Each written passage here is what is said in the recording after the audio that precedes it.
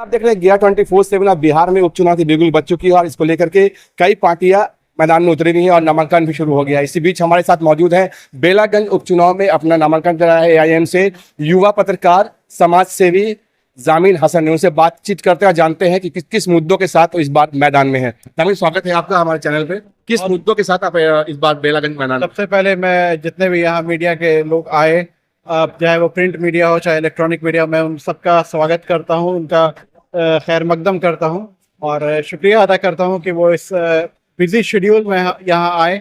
उनका बहुत शुक्र है। और इस बार जो चुनावी मुद्दा जो है, जनता ने मन बनाया बदलाव का, और पिछले 34 सालों से सुरेंद्र यादव को लगातार जनता जिता रही थी और जनता को ये विश्वास था कि जो लोग कहते हैं कि एमवाई की पार्टी है तो उसमें मुस्लिम को भी हिस्सेदारी मिलेगी, और हमने भी सोचा था कि हो सकता है इस बार मुस्लिम कैंडिडेट होगा। लेकिन जब जनता ने देखा कि नहीं, यहाँ पर सुरेंद्र यादव जी का मन अपने पुत्र की तरफ जा रहा है, तो लोगों ने मन बनाया कि नहीं, अब ये नहीं चलने देंगे, क्योंकि 35 साल अखंड राज रहा, उसके बाद पुत्र का राज ये बर्दाश्त नहीं है। तो लोगों ने सोचा है कि अब हम ये जो परिवारवाद चला आ रहा है उसके खिलाफ जंग लड़ना है और अपने लोगों को गद्दी पे बैठाना है, जो हमारी आवाज को सदन में बोल सके, बेबाकी से बोल सके। एक तरफ एमवाई की बात करने वाली पार्टी और दूसरी तरफ एनडीए, उसके बीच में आप आए हैं, युवा हैं, तो अलग भी आ जाता है। इसमें कहाँ अपने आपको देखते हैं? मैं अपने आप को विजेता के रूप में देख रहा हूँ, क्योंकि ये तीसरा विकल्प के रूप में आई है ये पार्टी, और यहाँ पे जनता को अभी तक विकल्प मिला नहीं था। आप देख सकते हैं कि उन लोगों की हालत इतनी खराब है कि यहाँ पे चुनाव प्रभारी तक मुसलमान को बनाया जा रहा है। पिछले 34 सालों में यहाँ मुसलमान प्रभारी नहीं हुआ था राजद की तरफ से।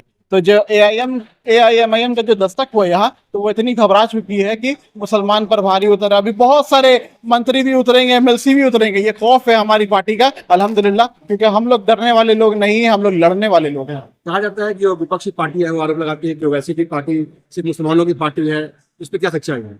देखिए, अभी हम लोगों ने लोकसभा चुनाव लड़ा था 8 सीटों पे, तो 4 पे मुस्लिम कैंडिडेट थे और 4 पे हमारे हिंदू भाई थे, जिसमें राणा रंजीत सिंह भी थे, अखिलेश्वर प्रसाद भी थे, प्रियंका थी यहाँ से काराकाट से। तो 50-50 का हमने वोट सीट शेयरिंग किया था। तो आप कैसे मान सकते हैं कि ये मुसलमानों की पार्टी, ये सबकी पार्टी, A to Z की पार्टी है। एक बात और चल रही है बाजारों में कि आपके पिता मुख्यमंत्री के बहुत करीबी दोस्त हैं। कहीं ऐसा ना हो जाए नीतीश कुमार का फोन आया और आप फिर जेडीयू के कैंडिडेट। जब ऐसा रहता तो मैं पहले से जो घूम रहा था जनता के बीच में था, अगर वो हमको टिकट दे देते, इतना ही मोहब्बत था तो, है ना। लेकिन अब हम किसी के उस पर दबाव में नहीं आने वाले। जब मैदान में कूद चुके हैं तो इंशाल्लाह फतेहयाब होंगे। जामिल हसन का मुकाबला किससे है? हमारा मुकाबला किसी से नहीं। मैं अपने आप को विजेता के रूप में देख रहा हूँ। कई जगह पर विकास नहीं पहुंचा है, मुख्यमंत्री नीतीश कुमार के टाइम में बेला कई गाँव में विकास नहीं पहुंचा, उसके लिए यही तो मेरा कहना है कि पिछले 35 सालों में वहाँ अराजकता फैली है, कोई काम नहीं हुआ। नीतीश कुमार का कार्यकाल 2005 से 10 बहुत अच्छा रहा है। कानून व्यवस्था हो, ये रोड हो और इलेक्ट्रिक हो, सब कुछ बहुत अच्छा काम हुआ। लेकिन उसके बाद से काम नहीं हुआ। लेकिन फिर भी बेला में विकास नहीं हुआ। मैं दावे के साथ कहता हूँ, आप चलिए मेरे साथ, एक गांव का हम रास्ता दिखाएंगे, कहीं सड़क नहीं है।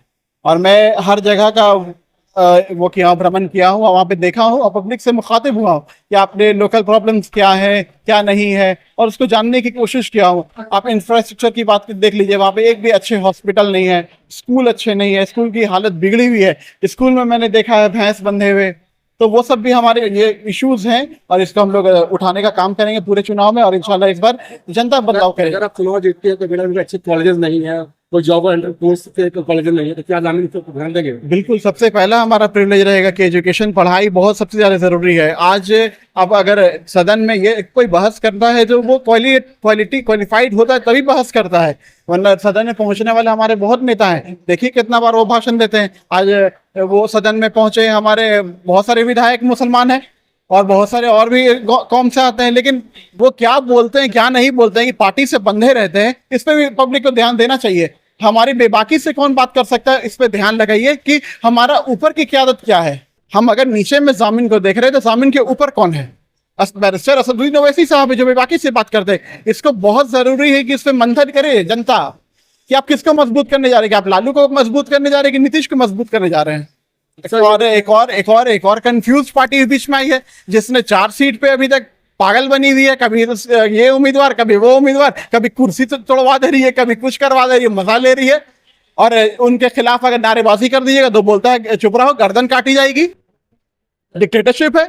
अरे वो तो मुझे लगता है कि वो जो नई पार्टी आई है वो बोल रही थी बिहार में शराबबंदी खत्म कर रही है, यहाँ से सब सहमत है। बिल्कुल। देखिए ऐसा शराबबंदी से क्या फायदा हुआ, आप ये जो अच्छा काम किया है सरकार ने उसकी तारीफ करनी चाहिए। शराबबंदी से देखिए रोड पे आपको नशा में कोई आदमी नहीं दिखता है, कोई परेशान करने वाला, छेड़छाड़ करने वाला नहीं दिखता है, एक्सीडेंट के केसेस कम हुए हैं। ये मानने की बात है कि मानना चाहिए, और ये बहुत अच्छा स्टेप रहा है मौजूदा सरकार का कि शराबबंदी हुई। लेकिन अब शराबबंदी में अब जो आ रहा है कि अब होम डिलीवरी हो रही है, ये गलत है। इसको सरकार को कंट्रोल करना चाहिए और शराबबंदी खोलने की जरूरत नहीं है, वो बंदी है और उसको मजबूती से बंदी बनाना चाहिए। जो विधायक उनको ये भी आरोप लगा कि जो हाल में कुछ मॉब लिंचिंग हुई, कब्रिस्तान का मामला है, उसमें उन्होंने मुसलमानों का समर्थन नहीं किया, क्या कुछ कहेंगे? उन पे बहुत सारे आरोप है। डब्बों में भी आपके वो मामला हुआ था, नबीनगर में भी मामला हुआ था, वहां भी उन्होंने कुछ नहीं किया और जाकर के बस अपने मौजूदगी दिखाते हैं। और कुरीसरा का जहां मामला है वहां उनका जो लिंचिंग हुआ था बाबर का, तो बाबर की लिंचिंग हुई थी डीहा में, तो कुरीसराय ना जाकर के डीहा गए। वो क्या मैसेज देना चाहते हैं, वो सार्वजनिक है और उनको चाहने वाले को हम वो बोलेंगे कि आप देखिए कि किस तरह के वो आदमी है, वो आपको क्या दिखाना चाहते हैं। आप यूपी का एग्जाम्पल देता हूं मैं। यूपी में जिस तरह से आपके लीडरों को खत्म किया जा रहा है, मुंबई में देख लीजिए, महाराष्ट्र में इतना बड़ा स्टेट में बाबा सिद्दीक का मर्डर ऑन कैमरा हो जा रहा है, बॉडीगार्ड के सामने हो जा रहा है, इतने बड़े लीडर का। तो आप कहाँ सेफ हैं? अपनी क़यादत को मजबूत करना चाहिए, अपने आपके लीडर्स को खत्म किया जा रहा है। हम तो ये भी डिमांड करते हैं कि हमारे बैरिस्टर साहब को Z+ की सिक्योरिटी दी जाए। बहुत कम लोग जानते हैं कि ग्रामीण का एक अपना एनजीओ चलता है इंसाफ मंच, क्या अगर आप चुनाव जीतते तो इंसाफ मंच का काम करता रहेगा? इंसाफ मंच जिस तरह से काम कर रहा है वो करता रहेगा। मेरा तरक्की भी एनजीओ है, उसके तहत मैं काम करता हूँ और वो भी अपना काम करता रहेगा, बेशक करता रहेगा। और हमेशा मैं उनकी बेजुबानों की आवाज बनता रहूंगा और हर मुद्दे को बेबाकी से रखूंगा, चाहे वो किसी का भी मुद्दा हो। हम मुद्दा उठाने वाले लोग हैं, हम लोग अम्बेडकरवादी गांधीवादी लोग हैं जो सच के रास्ते पे चलते हैं और किसी के दबाव में आने वाले लोग नहीं हैं। हमें किसी चीज से डर नहीं लगता। मौत होगी तो हो जाएगी, एक ही बार ना होगी, हो जाएगी, कुर्बान हो जाएंगे अपने जनता के लिए, क्या दिक्कत है उसमें? बेलागंज की जनता खासकर युवाओं से क्या अपील करूँ? युवाओं से मेरा मुद्दमाना गुजारिश है कि सोचिए, अपने क़यादत को सोचिए, अपनी क़यादत को मजबूत करिए। आप ये इस गफलत में मत रहिए कि 15 साल लालू को देख लिया, 18 साल नीतीश को देख लिया, अब किसी और पीके को देख लीजिए कि किस तरह की बयान करते हैं वो और किस तरह से बोलते हैं, उसके चक्कर में मत पड़िए। झोलझाल है, उनको नकारिए, सिरे से नकारिए और अपनी क़यादत को मजबूत करिए। बैरिस्टर असदुद्दीन ओवैसी आपकी क़यादत है, उनको मानिए अपना रहनुमा और उनकी क़यादत में बढ़ने के लिए आगे चलिए और हर वोट करिए। आपको पता होना चाहिए कि वोट की ताकत सबसे बड़ी ताकत है और उसका मैं अपील करता हूं कि जमकर वोट करिए और इस बार बेलागंज को पलट दीजिए, 34 साल के अखंड राज को खत्म